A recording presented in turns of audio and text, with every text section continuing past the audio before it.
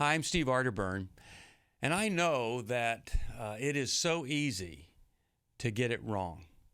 I know that it is easy to believe you got it right and you get it exactly wrong.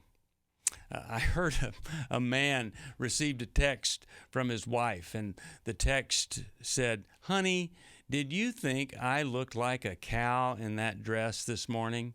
Well, how is a man going to respond to that if he has any mental acuity whatsoever? And this man loved his wife, and of course he texted back, no, with, three zeros right there, three O's, no. Sadly, he didn't see, but his little phone auto-corrected, and he texted back to her, moo. Oh boy, it is easy to get it wrong, exactly wrong. And one of the things that we get wrong when we get married so often is that we think that we're able to, or that it's fair game for us to hold a person's past against them. And we actually will resent them for things that they did long before they met us. And there's absolutely nothing, of course, that person can do about that. They can't rewrite their history. And the person that's really focused on the past and focused on all of these things that occurred beforehand, or all of the mistakes that might have been made. And it might not just be a character issue. It could be just a genuine making the wrong decision, maybe the wrong financial decision, the wrong job decision, at absolutely the worst time. And so a person ends up in financial difficulty, not because they were irresponsible, but because they made a mistake that anybody could make. And if we hold that against them, where is the win? How can that person ever say to us, I finally am guilty enough or experience enough shame that I hope you'll let me free? Now, one of the greatest things that we can do is to pick up today right where it starts and not try to rewrite history, not try to have a person live in the shame of a mistake that they made. When I was in college, I got a girl pregnant, and I paid for her to have an abortion, and I was devastated with the shame of what I had done.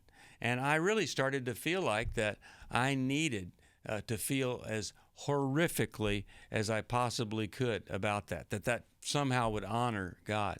And I was around certain people that were kind of testing me on just how much guilt and shame I was feeling.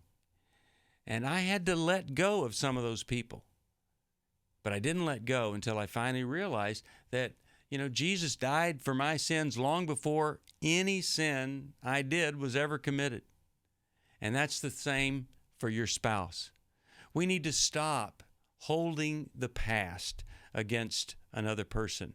We need to free them to be whoever they are. And here's the thing. God will use absolutely anything. And what we want to do is to help God use the past in any way possible to help somebody else.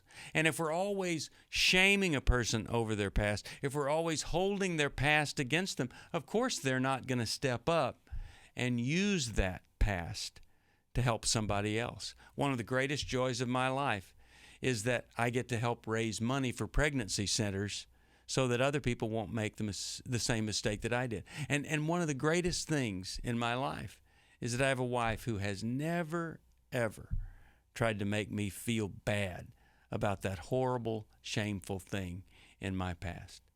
So today, I just want to challenge you as you study, think about, are there some things that happened long ago, maybe before we met, before we were married, or even after we were married? Are there some things that cannot be written over, they can't be redone? Are there some of those things that I'm still holding against my spouse? I need to let those things go. I need to let the past be the past so that we can come together as a couple today, right now. There's no power in the past if you're not willing to let there be power in the past. But there's tremendous power in right now and what you do with it.